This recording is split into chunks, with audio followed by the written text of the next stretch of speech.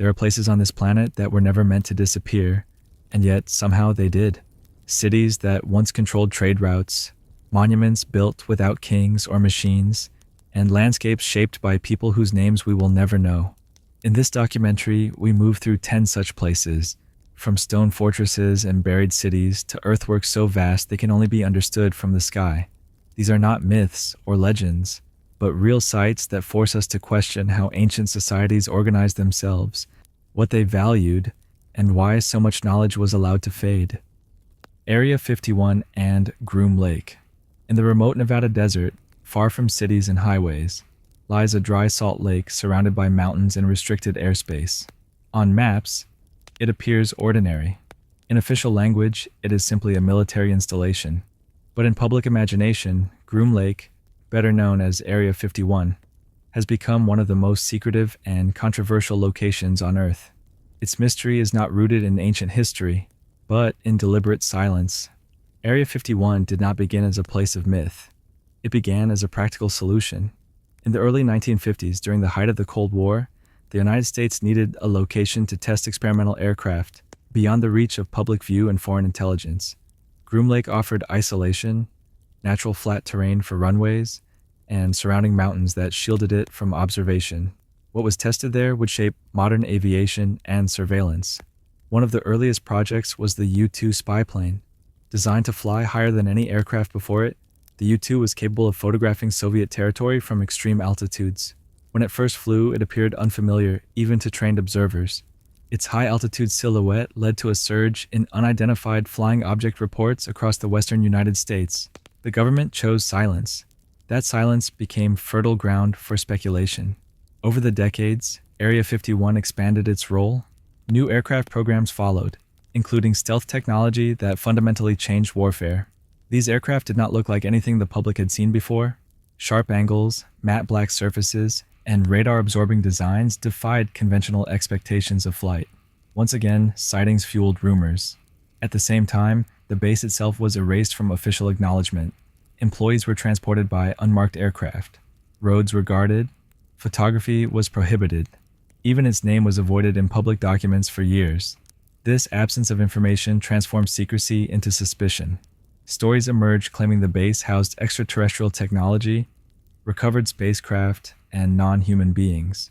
These ideas gained momentum not because of evidence, but because of denial. When authorities refused to confirm or deny anything at all, imagination filled the void. The reality, however, is more subtle and more human. Area 51 represents a collision between national security and public curiosity. Its secrecy was not designed to create mystery, but to protect technological advantage. Yet by withholding explanation, it unintentionally created a modern legend. Declassified documents released decades later confirmed what many suspected in part. Advanced aircraft were tested there. Experimental propulsion systems were evaluated. Surveillance technology evolved. What they did not confirm were alien encounters. Still, belief persists.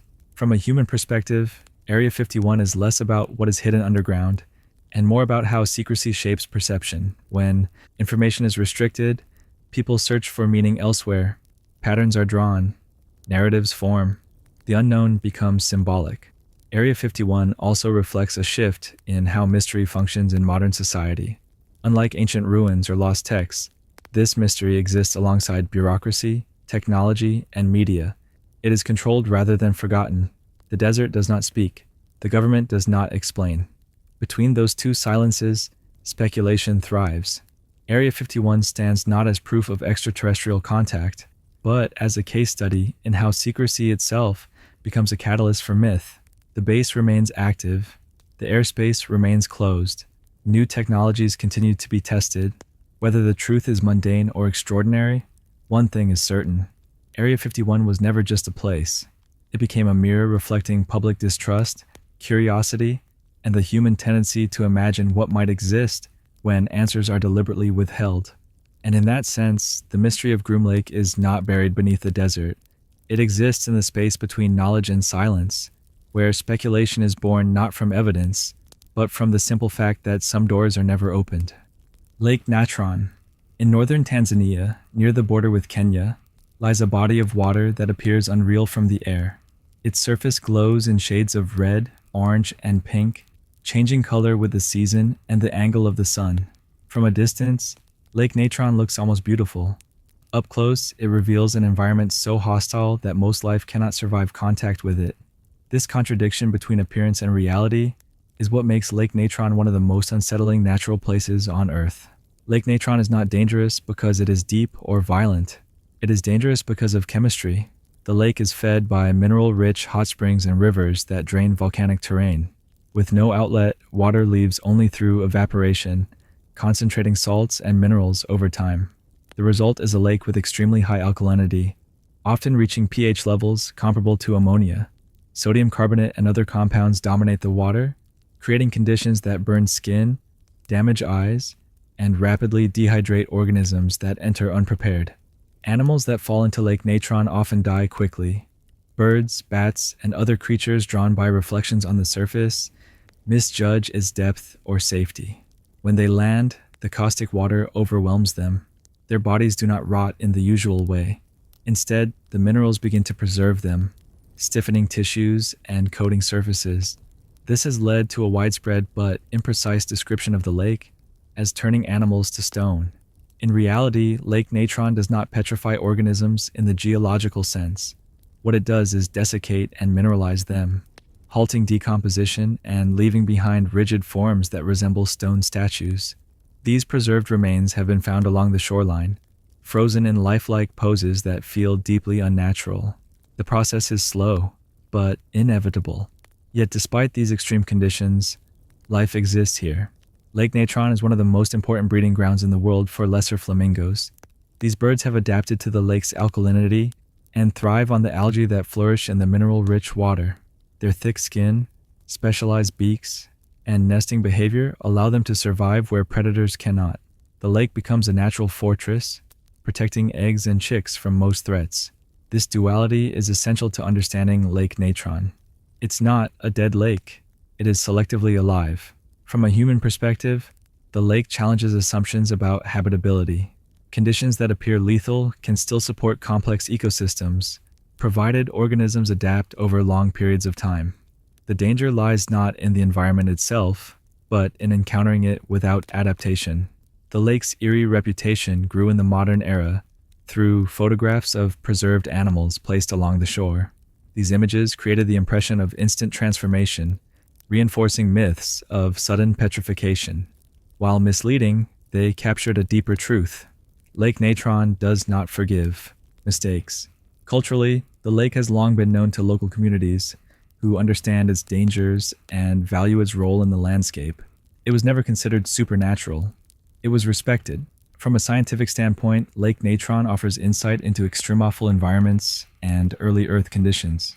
Similar alkaline lakes may resemble habitats where life first adapted to harsh chemistry billions of years ago.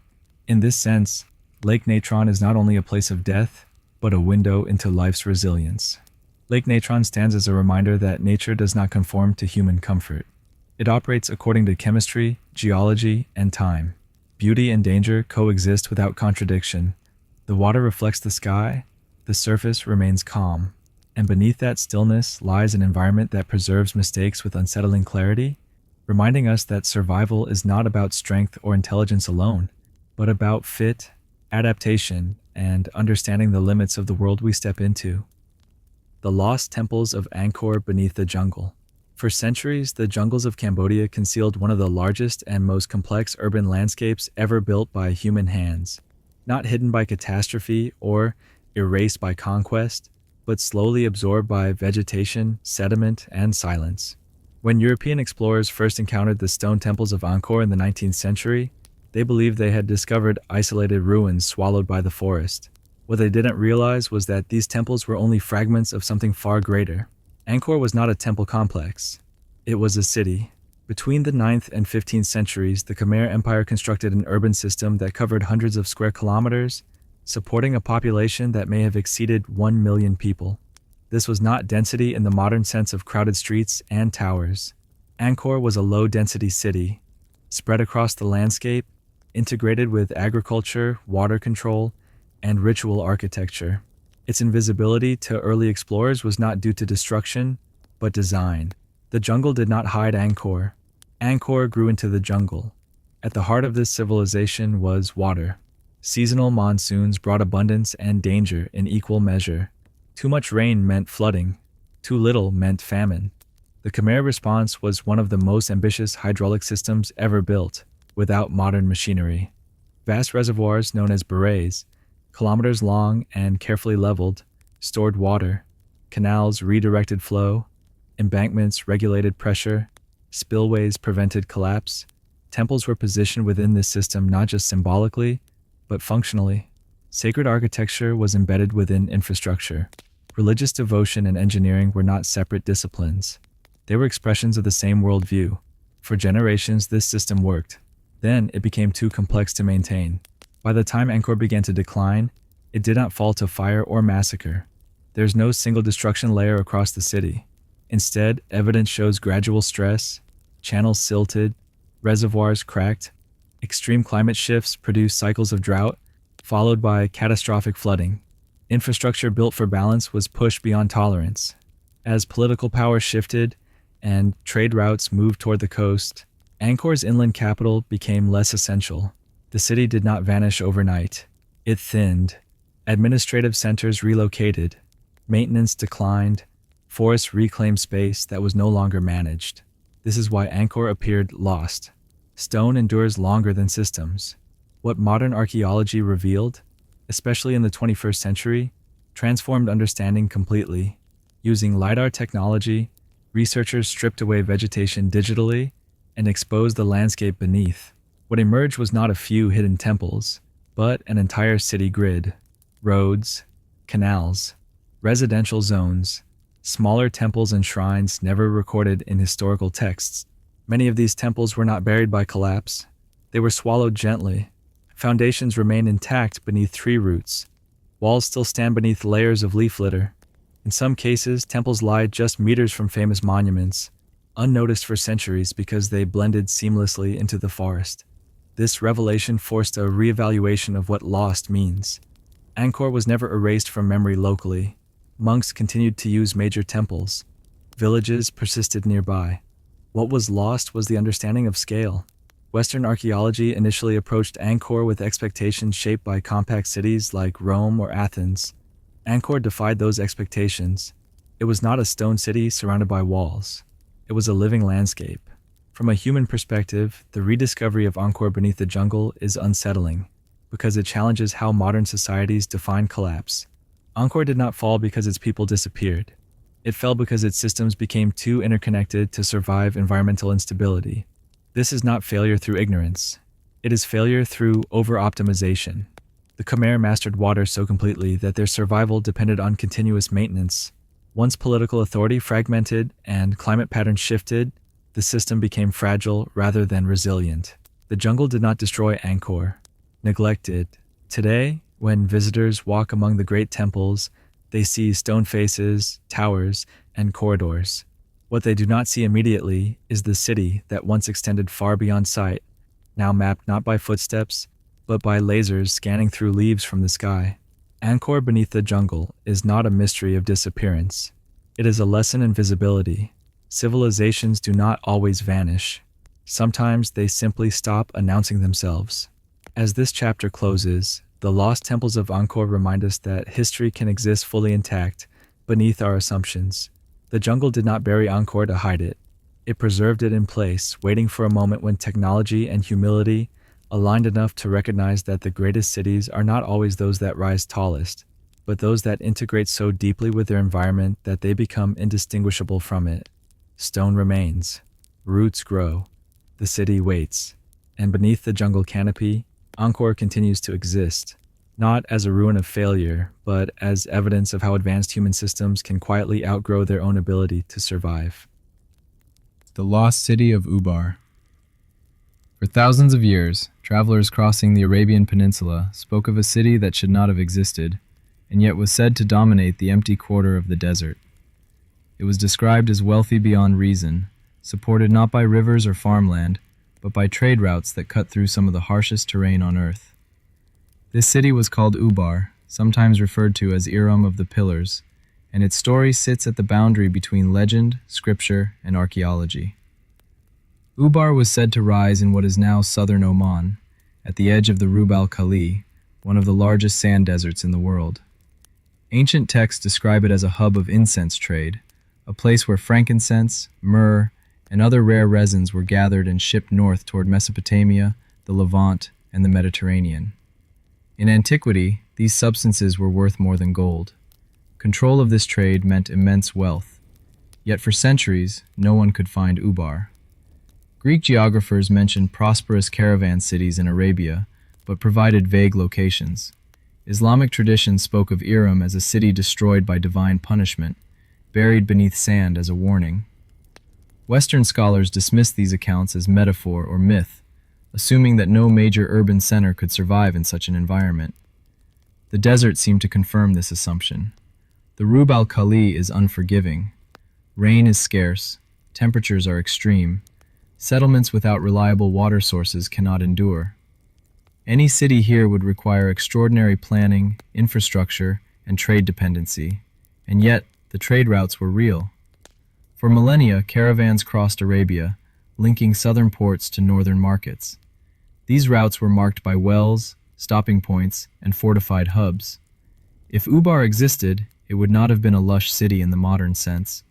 It would have been a logistical center, built to control movement rather than support large populations. The breakthrough came not from excavation, but from space. In the late 20th century, researchers analyzing satellite imagery noticed faint linear patterns beneath the desert surface. These lines converged at a single location near Shisr, Oman. When mapped, they aligned with known ancient caravan routes, forming a web that pointed toward one focal point. That point became the candidate for Ubar. Archaeological excavation at Shisr revealed the remains of a fortified settlement. Stone towers, walls, and artifacts associated with long-distance trade were uncovered. Most importantly, a massive limestone cavern beneath the site was discovered, created by the collapse of underground water channels. This detail changed everything. The settlement had been built atop a fragile foundation. Over time, as groundwater was depleted or diverted, the supporting caverns collapsed. Portions of the city fell inward, structures fractured, wells failed. Without water, the site became unsustainable. The desert did not. Advance violently. The ground gave way quietly. This scenario aligns with ancient descriptions of sudden destruction. A city collapsing into the earth would appear to vanish, swallowed by sand and time. Later travelers would see nothing but desert, reinforcing the idea of divine erasure.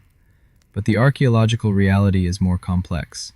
Ubar, if identified correctly, at Shisr, was not a vast metropolis with towering pillars. It was a fortified trading hub, strategically placed to control access to incense routes. Its wealth came from movement, not production. Its survival depended on water systems and continued trade flow.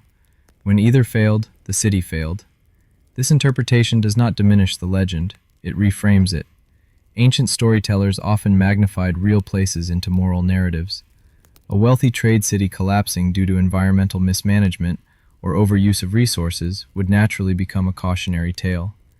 Over generations, this story hardened into myth. From a human perspective, Ubar is unsettling because it highlights how fragile trade-based civilizations can be. When wealth depends on roots rather than land, disruption comes quickly. A single environmental shift, a change in trade patterns, or depletion of water can erase an entire center of power. Ubar did not fall to armies, it did not burn, it lost its foundation. Modern debate continues over whether Shisr is truly Ubar, or merely one of several caravan hubs that inspired the legend. The name itself may not refer to a single city, but to a region or network of settlements. This ambiguity mirrors the nature of the desert itself, where boundaries blur and landmarks disappear. What is certain is that the incense trade existed, the routes converged, and settlements rose and fell based on their control of movement and water. Ubar fits this pattern, whether as a single city or a symbolic name for a system that collapsed. The lost city of Ubar stands as a reminder that disappearance does not always require mystery beyond nature. Sometimes, the ground beneath prosperity gives way, leaving stories behind where stone once stood. The caravans moved on, the wells dried, the desert remained. And in that vast silence of sand, Ubar became less a place than a warning, preserved not in ruins easily seen, but in memory, scripture, and the faint lines of ancient roads still etched beneath the surface of the earth, waiting for the moment when technology would finally reveal that the desert does not erase history, it only hides it patiently. The ancient walls of Jericho. In the lower Jordan Valley, more than 200 meters below sea level, lies a mound that has been inhabited longer than almost any other place on earth. This mound is Jericho. Today it appears quiet, surrounded by desert and farmland, but beneath its surface lies evidence of a decision that would change human history forever. Long before kings, writing, or metal tools, people here chose to build walls. Jericho's earliest occupation dates back more than 11,000 years, to a time when most humans lived as small, mobile, hunter-gatherer groups. Agriculture was still emerging, permanent settlement was rare, and yet, at Jericho, people gathered, stayed, and transformed the landscape around them. The most striking evidence of this transformation is the wall. Archaeological excavations reveal a massive stone wall dating to around 8000 BCE. It was not symbolic. It was not decorative. It was functional. The wall stood several meters high, built from stone blocks carefully stacked without mortar. Beside it rose a stone tower, one of the earliest large-scale architectural structures known to humanity. This raises a fundamental question. Why would one of the earliest settled communities invest enormous labor into building walls and a tower? The traditional explanation is defense. Walls imply enemies. Towers imply vigilance. But when archaeologists examined the broader context, the story became less straightforward. There is little evidence of warfare at this early stage. Weapons are scarce. Signs of violent destruction are absent. Instead, another explanation emerges. Jericho sits near seasonal flood zones fed by springs and runoff from surrounding hills. Flooding could have threatened early homes made of mud and organic materials. The wall may have functioned as a flood barrier, protecting the settlement from sudden water surges. The tower, rather than a watchtower, may have served as a communal structure, possibly linked to ritual, seasonal observation, or social organization. If this is true, the walls of Jericho were not built to keep people out. They were built to keep the world stable inside. This interpretation changes how we understand early civilization. It suggests that large-scale construction did not emerge first from conflict, but from cooperation. Hundreds of people working together over many seasons, planning, organizing labor, and sharing purpose. This level of coordination implies leadership, shared belief, and long-term vision. Jericho was not alone in developing early social complexity, but its walls make that complexity visible. They represent a psychological shift. Humans were no longer just adapting to the environment, they were reshaping it deliberately. The city did not remain static. Over thousands of years, Jericho was destroyed and rebuilt multiple times. Earthquakes, erosion, abandonment, and resettlement layered the site into a tell, a mound formed by continuous human occupation. Each generation inherited the remains of the last, building upon them physically and culturally. This continuity makes Jericho unique. It is not a city frozen in time, it is a record of persistence. The biblical story of Jericho's walls falling after the Israelites marched around the city is one of the most famous narratives associated with the site. Archaeology complicates this story. Excavations show multiple wall phases, collapses likely caused by earthquakes, and destruction events that do not align neatly with the biblical timeline. Rather than disproving or proving the account, archaeology reveals something deeper. Jericho's walls fell and rose many times. Collapse was not an anomaly. It was part of the city's long life. This perspective shifts focus away from single events toward long-term patterns. Jericho survived because of water. Springs near the site made agriculture possible, even in a dry region. This reliability attracted settlement again and again. Control of water meant survival. Walls may have helped regulate that control, both practically and symbolically. From a human perspective, Jericho is unsettling because it disrupts linear narratives of progress. We expect cities, walls, and monuments to appear after farming, writing, and hierarchy. Jericho reverses that order. Architecture came first, complexity followed. The wall stands as evidence not of fear, but of foresight. It required planning beyond a single lifetime. It required trust in a shared future. People who built it believed they would remain. The ancient walls of Jericho remind us that civilization did not begin with empires or armies. It began when humans decided to stay, to organize, and to shape their environment together. The stones were placed, the tower rose, the settlement endured. And beneath layers of soil and time, Jericho continues to tell a story not of conquest, but of the moment humans crossed a threshold, from temporary survival toward permanent belonging, marking the beginning of cities not as symbols of power, but as commitments to a shared place in the world. The megalithic tombs of Knowth. On a gentle bend of the River Boyne in eastern Ireland stands a low, grass-covered mound that gives little hint of what lies inside it. To a casual observer, Knowth looks like a natural hill, indistinguishable from the surrounding landscape.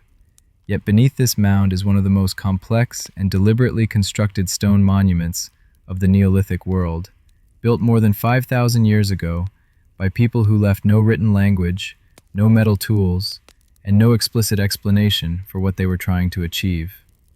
Knowth is part of the Brú na Bóinne complex, alongside the more famous Newgrange and Douth. While Newgrange is known for its dramatic winter solstice illumination, Knowth tells a quieter, more unsettling story, one that unfolds not in moments of light, but in darkness, enclosure, and time measured across generations rather than days. The Mound of Knowth was constructed around 3200 BCE.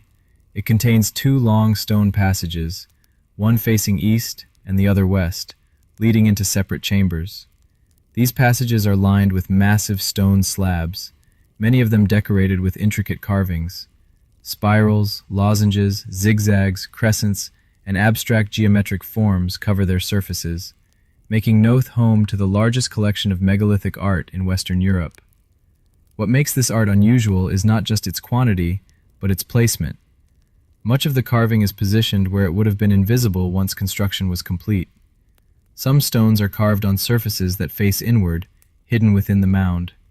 Others were carved before being placed, then rotated or partially buried, obscuring the designs. This suggests that visibility was not the primary purpose. The act of carving mattered more than the act of seeing. Knowth was not a single tomb used once and sealed forever. Excavations show repeated use over centuries. Human remains were placed, removed, rearranged, and sometimes cremated. Objects were deposited deliberately. This was not a place of passive burial. It was a place of ongoing interaction between the living and the dead. The passages themselves were engineered with extraordinary care. Stone slabs weighing several tons were transported, positioned, and locked into place. The roof stones overlap precisely, creating a corbelled structure that has remained watertight for millennia. No mortar was used. Stability came from balance, weight, and understanding of stone behavior. This required planning at a scale difficult to comprehend for such an early society. Knowth is surrounded by more than 100 curbstones, forming a retaining ring around the mound. Many of these curbstones are carved with elaborate designs. Unlike the hidden interior art, these carvings were meant to be seen, touched, and walked past. They form a visual boundary between the world outside and the world within. Crossing that boundary mattered. Astronomical alignment at Knowth is more subtle than at Newgrange, but no less intentional. The western passage aligns with equinox sunsets, allowing light to penetrate deep into the mound at specific times of year.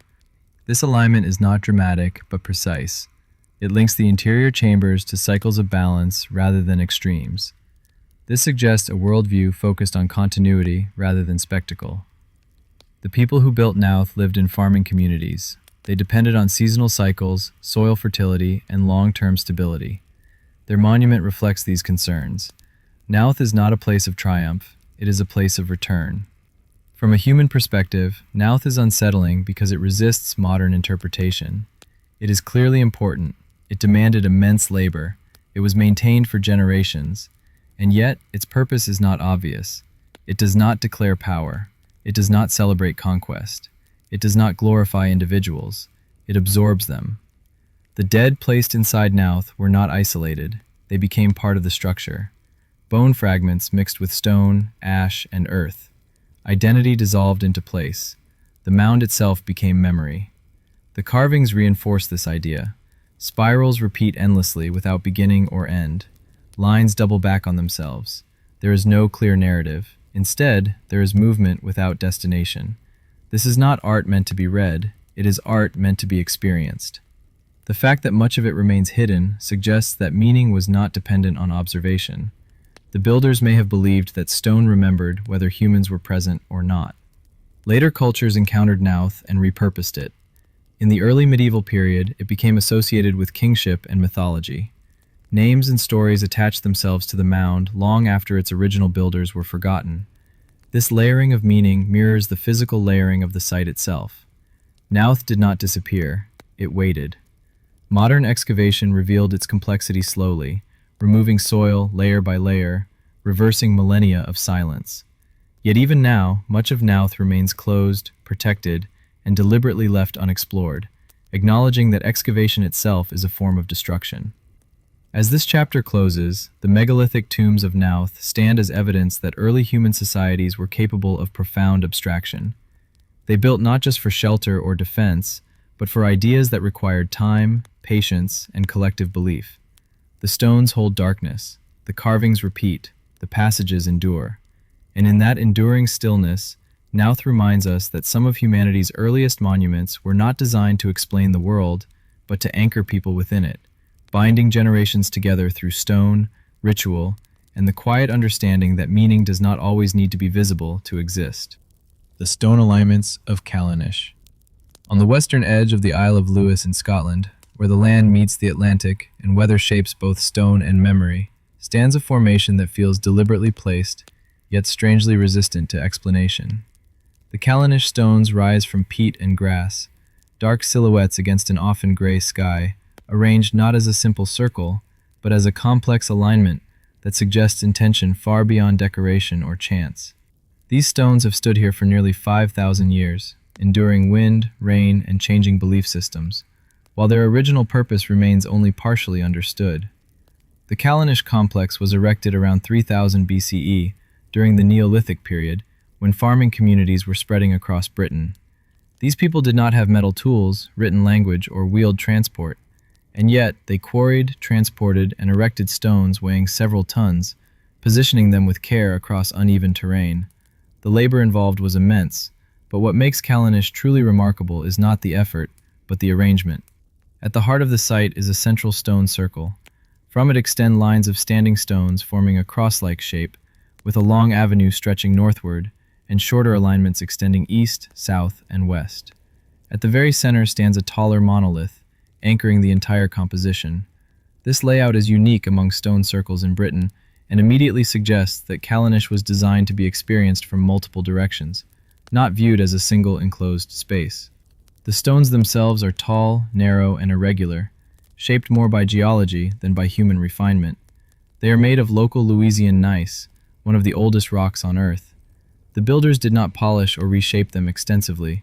Instead, they chose stones that already possessed character, texture, and presence. This choice reflects an understanding that meaning could emerge from selection and placement rather than transformation. Callanish is not isolated. Across the surrounding landscape lie smaller stone circles, standing stones, and cairns, forming a broader ceremonial network. The main site is part of a ritual landscape rather than a standalone monument. Movement between these points would have been as important as any single location. Astronomy plays a significant role in interpretations of Callanish. Researchers have long noted alignments between the stones and lunar as well as solar events. One of the most discussed phenomena is the alignment with the major lunar standstill, a cycle that occurs roughly every 18.6 years, when the moon reaches its most extreme rising and setting points on the horizon. From Callanish, the moon appears to skim the hills to the south, momentarily vanishing and reappearing, an effect sometimes described as the lunar illusion. This event is subtle, slow, and rare. It is not dramatic like a solstice sunrise flooding a chamber with light. It requires patience, observation, and knowledge passed down across generations.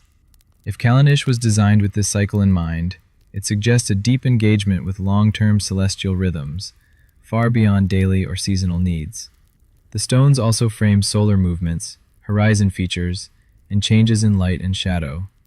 These alignments do not function as precise instruments in the modern sense. They function as markers, reminders, and anchors for time experienced collectively. This distinction matters. Callanish was not a calendar carved into stone. It was a place where time was felt. Excavations reveal that the site's history is layered. Originally built on dry ground, the area gradually became wetter over centuries, eventually forming peat bogs that partially buried the stones. This environmental change may have altered how the site was used or perceived. What began as an open ceremonial space slowly became enclosed, quieter, and more distant from daily life. Despite this, the stones were never removed. Later communities encountered Callanish as something ancient, powerful, and already meaningful. Folklore emerged describing the stones as petrified giants or supernatural beings caught between worlds. These stories did not explain the stones. They acknowledged their presence without claiming ownership. From a human perspective, Callanish is unsettling because it refuses clarity. It is clearly intentional, it clearly mattered, but it does not communicate in a language we easily translate. There are no inscriptions, no graves at the center, no obvious hierarchy encoded in the layout. Instead, there is space. Space to stand, space to watch the sky, space to move between stones. The alignments invite participation rather than observation. Walking through Callanish changes perception. The stones frame views, block others, and shift relationships between land and sky with each step. Meaning emerges through movement, not explanation. This suggests that Callanish was not meant to be understood quickly, it was meant to be returned to. The builders likely did not see the stones as monuments marking an endpoint. They were reference points in an ongoing relationship with landscape and cosmos. Knowledge was reinforced through repetition, ritual, and shared experience rather than instruction. The stone alignments of Callanish stand as evidence that ancient people engaged with time and space in ways that modern language struggles to capture. These stones do not declare their purpose, they hold it. The moon still rises, the stones still stand. And on the Isle of Lewis, beneath changing skies, Callanish remains a place where human intention and natural rhythm intersect, reminding us that some of the most enduring structures were built not to explain the world, but to help people remain oriented within it, generation after generation, long after the builders themselves became part of the land they once shaped. The ancient city of Ani. On a windswept plateau at the eastern edge of modern Turkey, overlooking a deep river gorge that marks today's border with Armenia, stand the ruins of a city that once rivaled the greatest urban centers of the medieval world. Cracked domes, roofless churches, shattered palaces, and fragments of walls stretch across the landscape, exposed to sky and wind. This is Ani, a city that was once called the City of 1,001 Churches, and yet now stands almost completely abandoned, its silence louder than its ruins. Ani was not always remote. During the 10th and 11th centuries, it was one of the most important cities in the world, a political capital, a religious center, and a major node on the Silk Road. Merchants, scholars, pilgrims, and diplomats passed through its gates. Wealth flowed in from trade routes connecting Byzantium, Persia, Central Asia, and the Islamic world. Ani did not exist at the edge of civilization. It existed at its crossroads. The city rose to prominence under the Bagratid Armenian kingdom, becoming its capital in 961 CE. At its height, Ani may have supported a population of over 100,000 people, an extraordinary number for its time. Its skyline was dense with churches, monasteries, civic buildings, and fortifications, all constructed primarily from volcanic stone that gave the city its distinctive red and black hues. Ani was built with confidence. Massive defensive walls surrounded the city, reinforced with towers and gates designed to repel siege warfare. Within those walls, architecture flourished. Churches were not uniform copies of one another.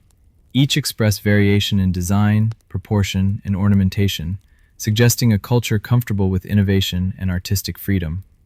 The Cathedral of Ani, designed by the architect Trdat, stands as one of the most remarkable medieval structures ever built. Its pointed arches and soaring interior predate similar developments in Gothic architecture in Europe. This was not imitation. It was original engineering responding to local materials, seismic conditions, and aesthetic vision. Religion played a central role in Ani, but it did not isolate the city. Ani was cosmopolitan. Armenian Christians lived alongside Greek Orthodox communities, Muslims, and merchants from distant regions. Inscriptions in multiple languages survive on buildings, reflecting a city where trade and faith intersected rather than clashed. Mosques stood near churches. Markets thrived beside monasteries. This diversity was a strength, but also a vulnerability. Ani's prosperity depended on stability along trade routes and political balance between larger empires. When that balance shifted, the city's fortunes changed quickly. Control of Ani passed through multiple hands, including the Byzantines, the Seljuk Turks, and later regional powers. Each transition brought disruption. In 1064, the Seljuk Turks captured Ani after a siege. While the city continued to function afterward, this marked the beginning of long-term instability. Trade routes shifted, political attention moved elsewhere. Ani remained significant, but no longer central. Then came disaster. In 1319, a powerful earthquake struck the region. Ani, already weakened by political decline and reduced maintenance, suffered extensive damage. Domes collapsed, walls fractured. Buildings that had stood for centuries were suddenly unsafe. In a city dependent on dense infrastructure, the cost of rebuilding was enormous. Recovery was partial, then stalled. Climate changes, further seismic activity, and declining trade compounded the problem. The Mongol invasions destabilized the broader region, even if Ani itself was not completely destroyed by them. Over time, population drained away, merchants stopped coming, religious institutions lost support. Ani did not burn, it emptied. By the 17th century, Ani was largely abandoned. Its churches stood roofless, its streets were silent. The city that had once echoed with languages, prayers, and commerce became a landscape of ruins exposed to the elements. What makes Ani especially unsettling is how complete this abandonment became. Unlike Rome or Constantinople, Ani was not continuously inhabited. There was no modern city built directly on top of it. Instead, it was left largely untouched, preserved in decay. Wind eroded carvings, rain widened cracks, grass grew where markets once stood. From a human perspective, Ani challenges the assumption that great cities always leave successors. Ani did not evolve into something else. It simply ceased to function as a city. The reasons are not mysterious in isolation. Earthquakes happen, trade routes change, empires rise and fall. But the convergence of these factors at Ani produced a rare outcome, a major medieval capital that vanished almost entirely from daily human use. Ani's position on a frontier also shaped its fate. As borders hardened in the modern era, Ani found itself at the edge of nations rather than at the center of networks. Political tensions limited access and study for decades. This further deepened its sense of abandonment, freezing it in a liminal state between past importance and present neglect. Yet, Ani still speaks. The architecture reveals advanced understanding of load distribution, seismic resilience, and aesthetic balance. The variety of religious buildings reflects coexistence rather than isolation. The urban layout shows careful planning, not improvisation. Ani was not a fragile city, it was a sophisticated one. Its disappearance was not due to ignorance, but exposure. Built at a crossroads, it thrived when connections held, and failed when those connections unraveled. As this chapter closes, the ancient city of Ani stands as a reminder that permanence in history is often an illusion. Cities rise not only on stone, but on networks of trade, belief, and political relevance. When those networks collapse, even the strongest walls cannot sustain life. The stones remain, the city does not. And in that contrast lies the quiet power of Ani, a place where the ruins do not ask why they were abandoned, but instead show us how easily human achievement can become silent when the systems that support it disappear, leaving behind a landscape that once held one of the world's great cities, now standing alone at the edge of memory. The stone fortresses of Sardinia. Across the island of Sardinia, rising from hills, valleys, and plains, stand thousands of massive stone towers built without mortar, without written records, and without a clear explanation that satisfies modern archaeology. These structures are called nuraghi, and they are among the most concentrated and enigmatic architectural phenomena in prehistoric Europe. More than 7,000 of them still exist in various states of preservation, and many more once stood before time and reuse reduced them to foundations. The Nuraghi were built by the Nuragic civilization, which flourished on Sardinia from roughly 1800 BCE to 500 BCE. This was not a marginal or isolated society. It was a culture deeply engaged with the wider Mediterranean world, trading with Mycenaeans, Phoenicians, and later with emerging powers such as Carthage and Rome. And yet, despite this contact, the Nuragic people left behind no written language to explain their intentions. What they left instead was stone. A typical Nuraghi consists of a thick-walled circular tower built from large, carefully fitted stone blocks. Some rise over 20 meters high. Many contain internal chambers with corbelled domes, staircases embedded within walls, and upper levels that suggest multi-story construction. More complex Nuraghi expand outward into clusters, with additional towers, courtyards, wells, and surrounding walls, forming what can only be described as fortified complexes. The scale of labor required to build these structures is immense. Large stones were quarried, transported, and lifted into place with precision. Walls taper inward as they rise, distributing weight and increasing stability. The structures have survived earthquakes, weather, and millennia of exposure, indicating that their builders understood stone behavior intimately, even without formal engineering theory. The central mystery is not how they were built. That question has practical answers rooted in labor, skill, and time. The deeper mystery is why so many were built, and why they were built in such numbers across the entire island. Early interpretations framed the Nuraghi as military fortresses, built for defense in a violent landscape. Their thick walls and elevated positions seem to support this idea, but problems arise when this explanation is applied universally. Many Nuraghi are located in places that offer little strategic advantage. Some are clustered closely together, within sight of one another, making independent defense unlikely. Others are positioned near fertile land, water sources, or ancient paths, rather than defensive choke points. This suggests that defense alone cannot explain their distribution. Another theory proposes that Nuraghi were symbols of social status or political authority, serving as the seats of local leaders or elite families. In this view, each tower represented control over surrounding land and resources.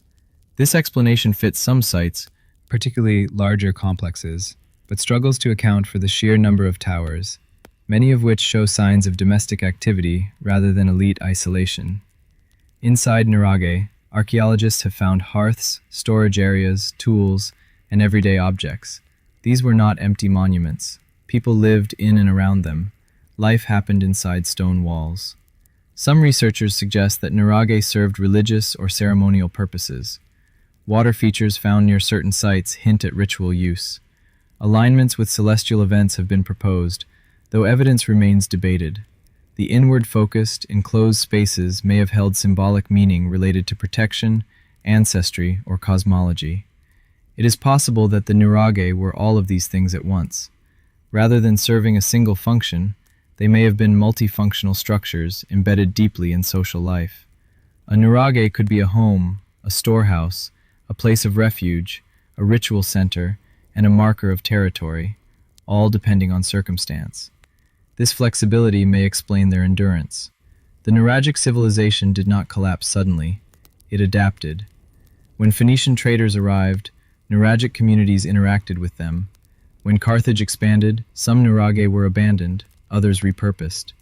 Under Roman rule, many were reused as watchtowers, farms, or foundations for new buildings. The towers were too solid to ignore. What is striking is that the tradition of building Nuraghi lasted for centuries. This was not a brief architectural fashion. It was a cultural commitment sustained across generations. Knowledge of construction was passed down, refined, and repeated, even as the wider Mediterranean world changed dramatically. From a human perspective, the Nuraghi are unsettling because they represent an investment in permanence without explanation. Thousands of towers, each requiring years of work, built by people who did not leave us their reasons. They did not build them to be seen by us. They built them to endure for themselves. Modern visitors walking among the Nuraghi encounter a landscape shaped by stone intention rather than written meaning. There are no inscriptions declaring ownership, no reliefs telling stories, no names carved into walls. The silence is total, and yet the pattern is unmistakable. This was not random building. This was a structured worldview expressed through architecture. The towers anchored communities to place. They organized space. They made the land legible to those who understood its language. The fact that we do not fully understand that language today does not make it absent. As this chapter closes, the stone fortresses of Sardinia stand as reminders that complexity does not always announce itself clearly to the future. Some civilizations communicate through text, others communicate through form. The Nuragic people chose stone. Their towers still rise. Their reasons remain partly hidden. And across Sardinia, these silent fortresses continue to define the landscape, not as ruins of a failed society, but as enduring evidence of a culture that valued continuity, protection, and placed deeply enough to shape an entire island in stone, leaving behind a question that has survived just as long as the towers themselves. The ancient earthworks of Poverty Point.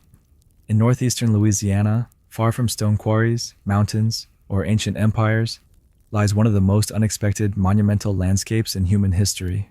From the ground, it appears subtle, almost unremarkable, blending into fields and low vegetation. But from above, its true scale becomes clear. Carefully shaped ridges, massive mounds, and precise geometric patterns stretch across the land. This is Poverty Point, a site that forces a complete rethinking of who is capable of building large, organized monuments in the ancient world.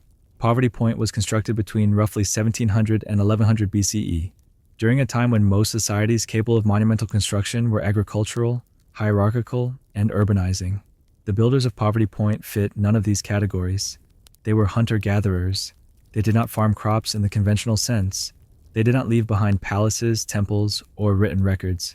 And yet they reshaped the landscape on a scale comparable to early cities. At the heart of Poverty Point are 6 concentric earthen ridges, arranged in a broad semicircle, spanning more than a kilometer across.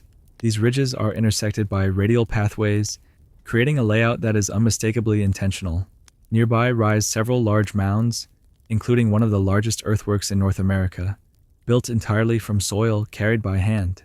The volume of earth moved is staggering.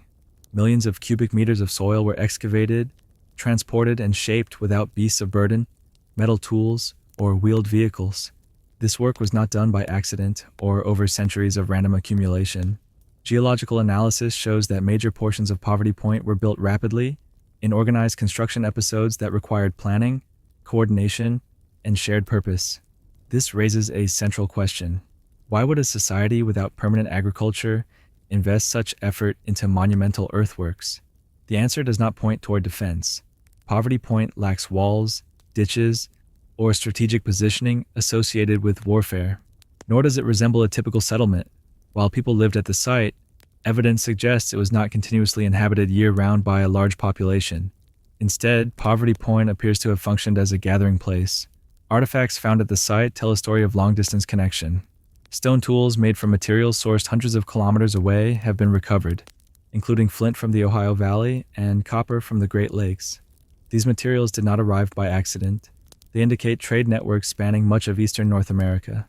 Poverty Point sat at the center of these networks. The Mississippi River and its tributaries provided natural transportation corridors, allowing people and goods to move efficiently across vast distances. Poverty Point's location allowed it to serve as a hub where different groups converged, exchanged materials, shared knowledge, and reinforced social bonds. The earthworks themselves may have structured these gatherings. The ridges could have supported dwellings, activity areas, or ceremonial spaces arranged in a way that organized social interaction. The open central plaza would have accommodated large groups, suggesting events that required communal participation rather than private ritual. Some researchers propose that Poverty Point had astronomical significance. The layout of the ridges and pathways may align with solar or lunar events, marking seasonal changes important to hunting, fishing, and gathering cycles. While these interpretations remain debated, the regularity of the design suggests that the builders were attentive to patterns beyond the immediate landscape. What makes Poverty Point especially unsettling is how it contradicts long-held assumptions. For much of modern scholarship, monumental architecture was linked directly to agriculture, surplus food, and hierarchical control. Poverty Point demonstrates that large-scale cooperation and planning can emerge without those conditions. Social cohesion, shared belief, and mutual dependence were sufficient. This forces a reconsideration of how complexity arises. The builders of Poverty Point did not leave behind signs of elite rule.